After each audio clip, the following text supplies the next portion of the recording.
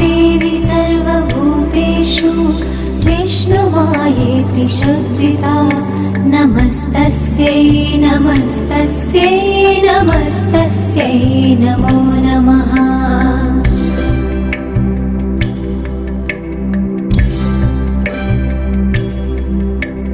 या देवी सर्वभूतेषु चेतनेत्यभिधीयते नमस्तस्यै नमस्तस्यै नमस्तस्यै नमो नमः।